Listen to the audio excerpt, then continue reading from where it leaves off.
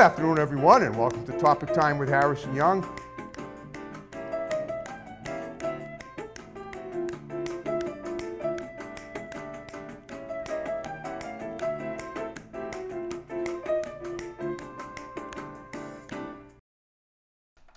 Good afternoon, everyone, and welcome to Topic Time with Harrison Young. We are now the second week of December. It's unbelievable. Weather's a little cool out there, but I have a beautiful guest in here to heat things up tonight, as I often do. Another in-person interview, but we're getting so many Zooms. I love an in-person interview when I have one.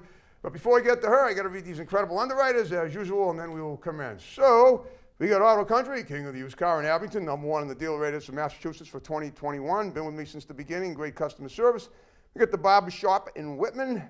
We got Lynch's Towing, Auto, Cycle, and Truck Center in Brockton. One number for towing, one number for projects. Always in search of new wheels, scrap metal, anything to do with transportation. My pal Lynchy can handle over there in Brockton. We got one good credit in Brockton. We got John's Greenhouses and Florist Shop in Brockton. We got Auto Town, Auto Glass, and Auto Body in Abington. We got A1's Tire and Auto Center in Brockton. Always in search of new service writers and techs. We got Radiologist 101 Barber Shop in Brockton. We got Countertops Express in North Attleboro. Experts in the installation and removal of quartz and granite. We got the law offices of Cahalan and Stefani in Brockton, specializing in personal injury and workman's comp law. We got the Gun Runner LLC in Middleborough, the Second Amendment Freedom Store. We got Easton Fitness right here in the Village Shops in Northeastern. We got Doggy Boutique, all beat professional grooming for dogs and cats, run by my great next door neighbor Debbie Soul in Brockton. And we got Grant's Rental in Bridgewater, and I want to thank you guys very much. And now, officially, I'll introduce this lovely young lady, Gerrica Dunning. She's a transplanted West Coaster from San Francisco. She's now here with me tonight, and I always say everything happens for a reason, and we're going to cover all that. She's got a lot to talk about. What I do with every guest is I try to profile them, talk about their childhood, and they bring up things that are interesting. Some, whatever they bring up, it's regardless of whether or not it's something that's disturbing, it's something that's interesting to them, and that's all that matters. So, Gerrica, thank you for coming here and being on Topic Time with me this evening. You're very welcome. Okay. Well, tell me about yourself. First of all, you're a transplanted San Franciscan. Yes. All right. Well, tell me about your childhood out there first, and then we'll work our way, toward the current day, and then anything in between having to do with why you left there to come here, we'll cover. And if I have any questions, I'll fire them in addition to that. So go ahead. All right. Well, so yes, I was born right in San Francisco. My dad says that he could see the Golden Gate Bridge from my delivery room. Okay. So right there, and grew up in the Sunset District. Okay, that's not like the Tenderloin, is it? No. Okay. The Tenderloin is definitely, it's anything but tender. That's so I hear, yeah. Yeah. Unless you're paying good money, of course, but that's a show for another day. Yeah. Okay. So I grew up pretty much right next to Ocean Beach and Golden Gate Park. Okay. Which is nice. Yep. Let's see. I have a half-sister, but she is almost 12 years older than me, so I was pretty much an only child. Okay. Which is a little bit, in the big city, you can't go around and just play with other kids. You can't, really? No. Why not? Because there's just so many, it's not like a little suburb or a cul-de-sac with Okay, I other see what you're kids. saying, yeah. Yeah, so. Kind of cold and impersonal. Yeah, a little bit. All right. So I didn't have that kind of childhood. I did go to a very small school. Okay. Parochial? Yeah, it was actually, my elementary school was called Rivendell. Okay. Very small, 10 kids to a classroom. And so that was neat, but definitely a different kind of childhood than you would, just kind of me in the city. Okay. Yeah. All right. Yeah. So you were a city girl, but now they always say the old song that I left my heart in San Francisco. I guess did you leave your heart there? I mean, which means do you ever plan to return or not? And if so, yes, why? And if not, no, why?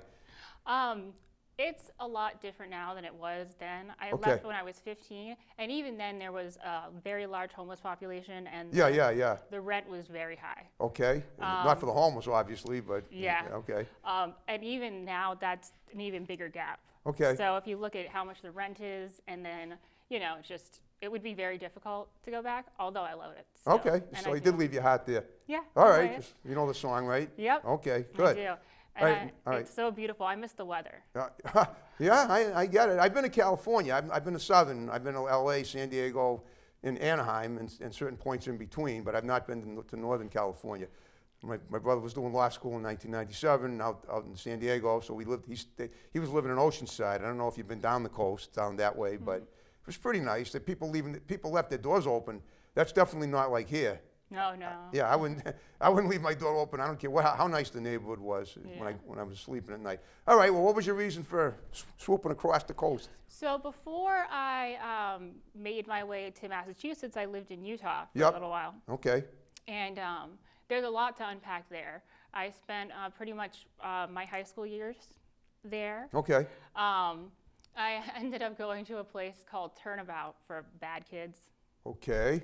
You don't seem like you're bad, but well, No. on the other hand, maybe you're bad in a good way. Well, it's very Mormon. My family isn't Mormon, but you can be sent there for a lot of reasons. Okay. I could go on about that. I'm not a fan of it, though. If anybody is thinking about sending your kids there, don't do it. It's not. Don't do what? Don't send your kids to Turnabout. Okay. Well, wait a minute. Let's back up a second. Is it still an operating Yes. facility? Yes. Okay. Do you want to explain why not to send them there or not? It's up to you. It's just You told me some things on the phone the other day, Yeah. but if you want to, it's up to you if you want to I elaborate. won't You go don't into- have to, but that's fine. I won't go into too much detail. Okay. I would just say that all the people that were there and with me and that have since come out, it's the way that they treat the children is very, and I mean we're not talking about children who did bad things, like really bad things. Just Right. I mean, it sounds to me defiant. like you were sent there as punishment. Yes. Okay. But not for anything horrible. It's really Well, just naturally, if you did opposition. something horrible, you'd be in the slammer. Exactly. Yeah. So it's different, but a lot of parents don't know. They just say, "Oh, your kids are having some problems. Maybe they skip school, or maybe they have some kind of anxiety or Right. something." Well, Okay. but they don't do that. They do. It's the way that they treat the children's really bad. So. Yeah, yeah. Okay. But anyway, so I was in there for a year. Yep. Got out, and then I stayed in Utah until I was about 19, Okay. and then I went. Well, to, all right. Who were you staying with in Utah? Were you with family members? My dad. Oh, okay. Got it. Okay. And then after that, I went to New Hampshire, where Okay. my mom was. Oh, I see. Interesting. And I By coastal divorce, I guess. yeah, Okay. I suppose. And lived in New Hampshire for about, I want to say 4 years. Okay. And I just did not like it. Really? Yeah. Huh. Why? Well, all right. First of all, if you didn't like it, why did you live there for 4 years? I went to school there for a little while. And Were you still a teenager when you were living there? I was 19. So Yeah, about 19. Okay. Yeah, so maybe I was actually, so 19 to about 23. Okay. About, I would say.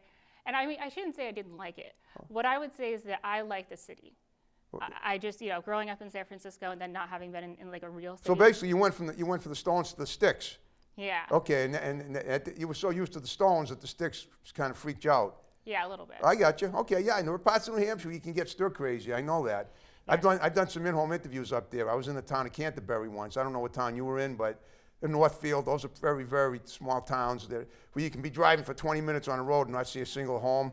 Yeah, so I know what that's like. I mean, but I like the sticks. It's just that sometimes it can become a little overwhelming when that's all you have for so many. That's up in the area with Dartmouth. You're near the Vermont border. Right. Okay. Well, I was in Manchester. I shouldn't say I didn't like it.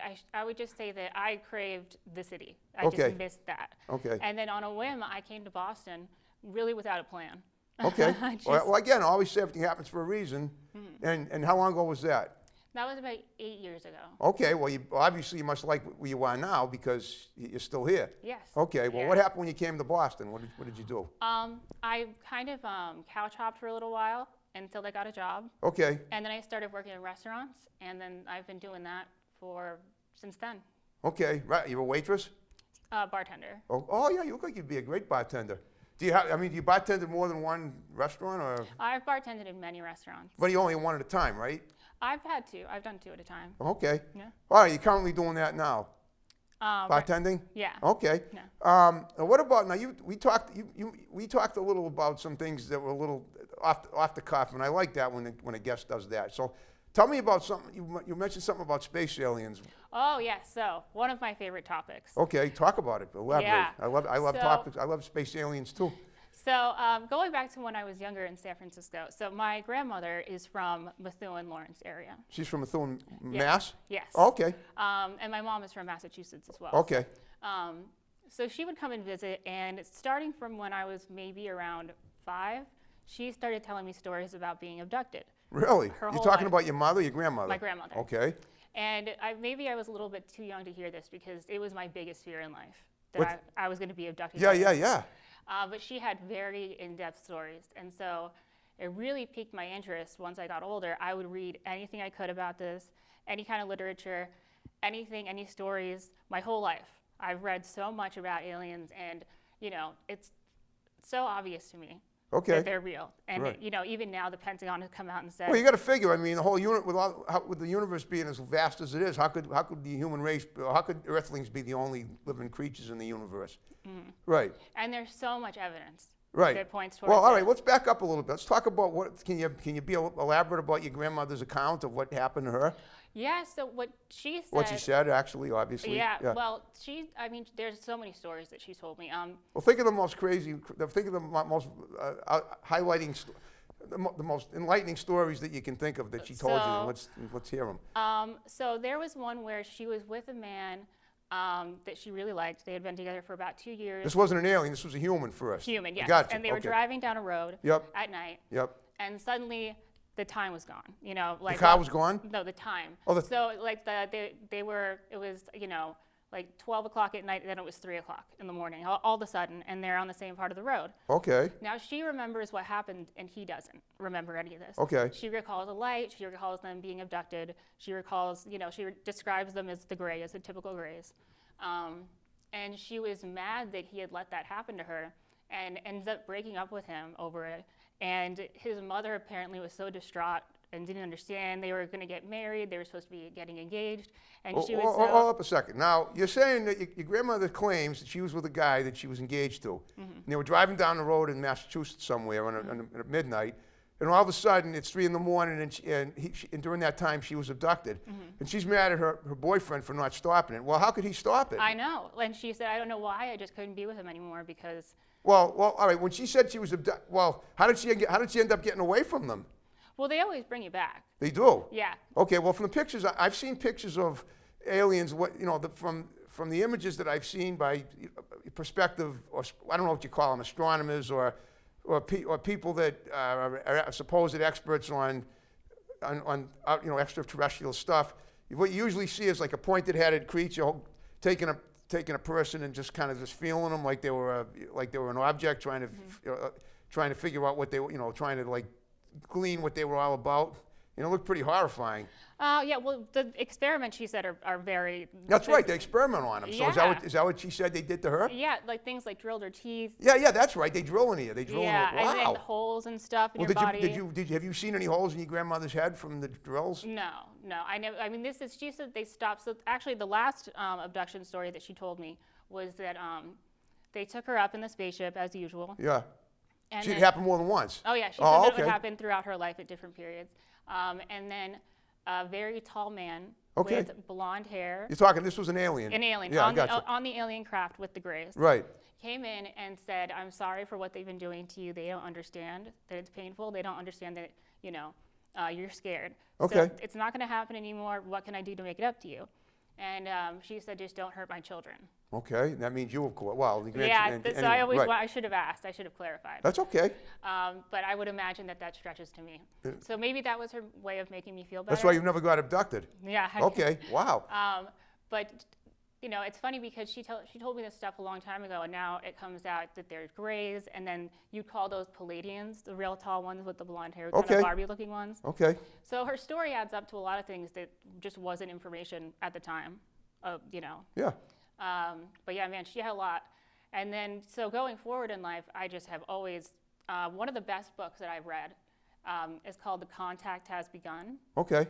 This book is amazing. Okay. And it's about a man who wrote for the LA Times. He actually edited for the LA Times. Okay. Good, really amazing. He also wrote, but he never did any sort of fiction. Okay. So he retired from the newspaper industry Yep. and gets abducted. And they call themselves the Verdants. The what? The Verdants? Okay, that's the In name the- of it. These are the aliens. They call the Verdant. The Verdants? Well, there's so many different kinds. Oh, I see what you mean. Okay, this particular kind is. Yeah. I got you. All right. And they said, we want you to write this book Okay. for us because you've never written a fiction and you come highly recommended. Apparently, they talked to lots of Okay, humans. so the telepathy, right? Yeah. Okay. But they just asked him to write a book called what they called the White Pages, but he calls The Contact Has Begun. Okay. And it's written very straightforward. You know, this is what they want you to know. Yeah. They're here, they watch us, they're not going to hurt us. Okay. They want us to join really what it is called the Galactic Federation. Oh, okay. Which is funny because, what is it? The ministry, so the guy in Israel who does their space program. In Israel? Yeah. Oh, I see what you mean, the Israeli Yeah. space program. Yeah, Right. yeah, he They're calls their it, equivalent of NASA. yeah, Right. he calls it the Galactic Federation as well. Okay. So, that word is used a lot. They want us to be part of the whole community, Yeah. the galaxy as a community, Okay.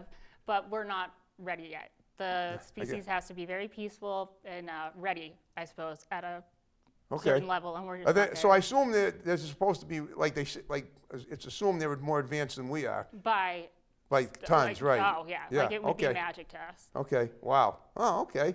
So you read this book and okay. So evidently this guy, I don't know if he was abducted, but somehow the aliens, No, he was abducted. he was abducted, all right. And they said he was up on the ship for 3 days. Okay, And they said, this is what we want you to write. Yep. And they, gave him the information that apparently they're stationed on the dark side of the moon. okay. That's where they're located, I was wondering. Yeah. Okay, They do have stealth technology. So he said that if you do see a UFO, they're around, but they're invisible. So it's rare. It means that something they're invisible. Yep. Wow, Something has they've malfunctioned. mastered invisibility. Yep. Wow. Cloaking ability. So if you see an actual one, then there's a malfunction. So they're all over the place. Wow, apparently. interesting. Yeah. Okay. And the Well, do they have any set goals for us? yeah, they want us to. They really do care about us, and they want us to be a part of the galactic community, the Federation. Okay, so why are they sneaking around then? I know, because we're not ready. Yeah. Well, Well, it's kind of like, they have any plans on inundating us at some point? yes. Okay, But it's kind of like Star Trek rules, I think, where you can't interfere. You can observe, but can't interfere. I see what you're saying. All right. Although they would very much like to. Yeah, right. Yeah. Okay, well, I guess it all depends on when they feel they're ready, then they'll do it. Yeah. Okay, When they feel we're ready, they want to help us. okay. They really want to help us. They're not allowed. I'm wondering, it's a little off the subject, but it's not off the subject, it's similar. It's paranormal. Now, I don't know if you heard about this, but in 2014, there was a big airplane that disappeared out of Malaysia, and nobody knows what happened to it. The black box was not locatable or whatever. And some theorists are saying that it either went to a time warp or it disappeared into a black hole, because otherwise there's no way that there'd be no evidence of its existence. If it can't just disappear off the face of the earth and not have any remains found in the ocean, which is what they were looking for, where they were looking for it. I don't know if you heard of that. Oh yeah, and there's a lot of theories on that. So there's so many. So there's theories that these beings are interdimensional. Right, that's what I'm thinking too. Yeah, Right. and there's also, it's been proven. You got to go down to string theory. It's proven that there are different dimensions. Right. And that maybe there are portals sometimes, and just the Mandela effect. Yeah. Is a good. I've heard of that. Yeah. Yeah. Where Okay. things are different, and so some people. No relation to Nelson Mandela. Yeah. Yeah. Okay. Because so many people collectively remember him dying at one point. And then, there's so many other things. There's just little inconsistencies. And so a lot of people think it has to do with the Hadron Collider in 2012 being turned on. Oh, yeah, in Sweden. okay. And Well, that was maybe the hop world was timeline. supposed to end too, some said. Yeah. In December, right around this time, December 21st, 2012. Yep. That's almost the 10th anniversary coming up in 2 weeks. Yeah. Less than 2 weeks. 2 weeks from yesterday. Yeah. Wow. But I was scared of that. I was worried. I was scared of 1999. I don't know if you remember that. Y2K, yeah. But not only that, but Nostradamus, you remember him? Mm-hmm. All right, he said there was going to be a nuclear war in 1999, and that most of the world's population was going to be wiped out. And the way things were heading in the late 90s. You're old enough to remember that. You were a kid. Mm-hmm. I was in my almost 40, and I remember with all the stuff going on with Clinton and Monica Lewinsky and all, Wag the Dog and everything. And then 9/11 happened 2 years later. And I thought it never happened, but it looked, I was really getting freaked out. And I have OCD, so when I get freaked out about something, it's really a problem. So I had to see a therapist for like 2 years. Oh, no. Oh, yeah. Well, the Cuban Missile Crisis must have been. Well, the Cuban Missile, I was 3, and something, I didn't even remember. I was totally oblivious to that. All I remembered, I just turned 3 because it was October of 1962, when I was born in October 3rd of 59. And all I remember in that October of '62, that was like the happiest time of my life. And all I remember thinking was, oh, I'm 3 now. That was the first time in my life I knew my age.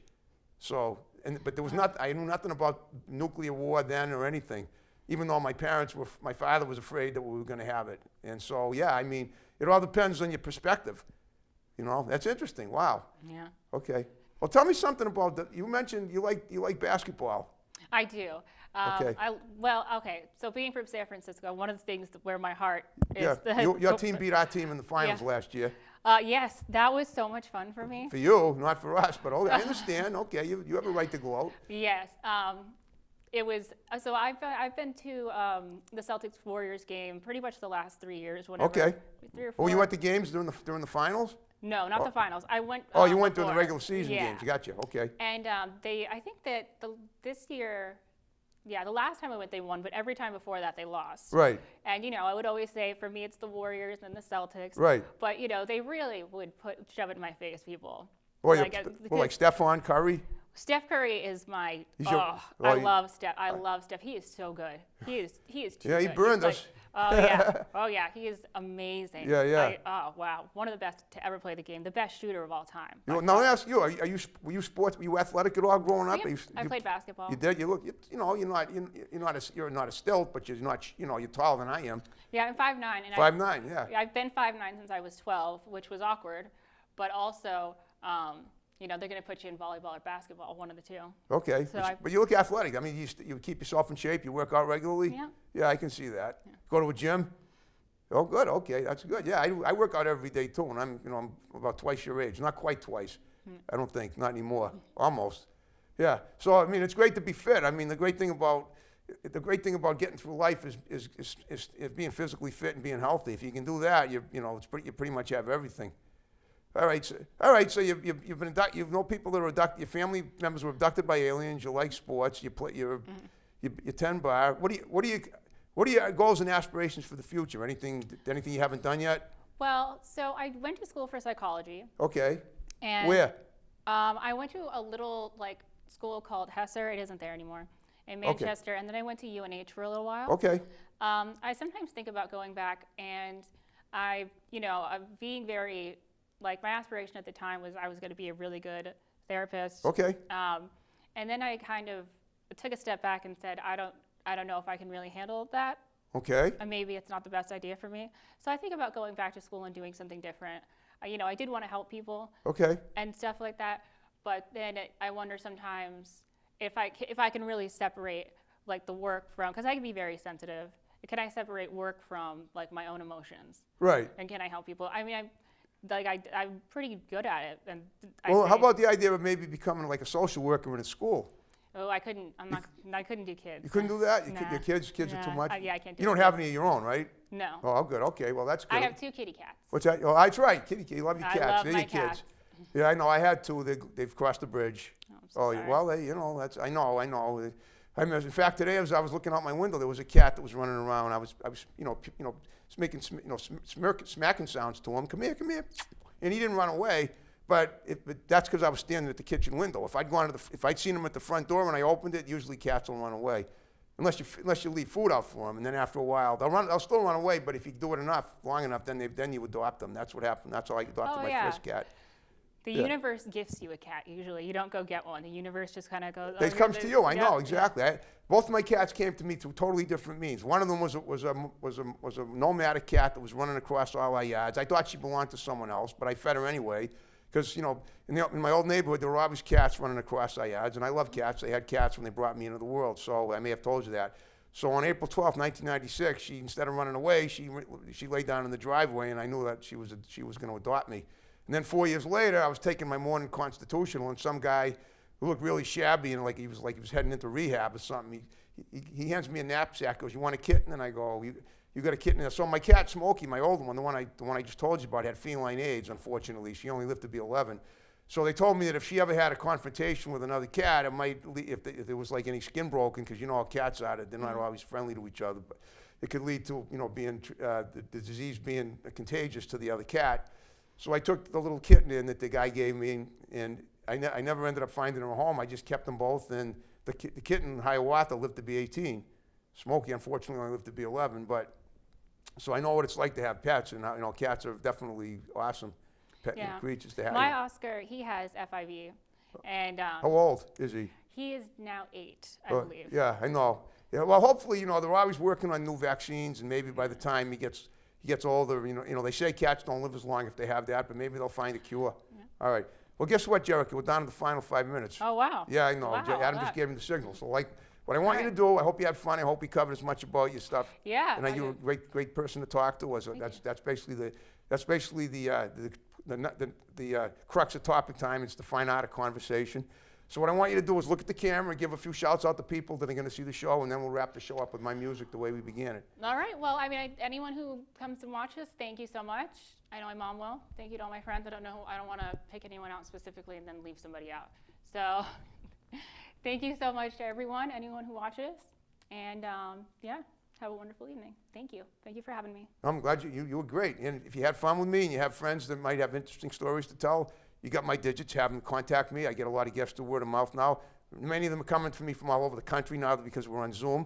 But like I said, I always do prefer the in-person interview, which so far in the last several months, I've done way more Zoom interviews than in-person ones. So I'm definitely glad that you were able to make it here today, and I'm so that you don't live that far away. Yeah. Okay. Now, before we wrap the show up officially, do you have anything going on in the near future that you want to mention that you might have overlooked? You know, anything that's of interest?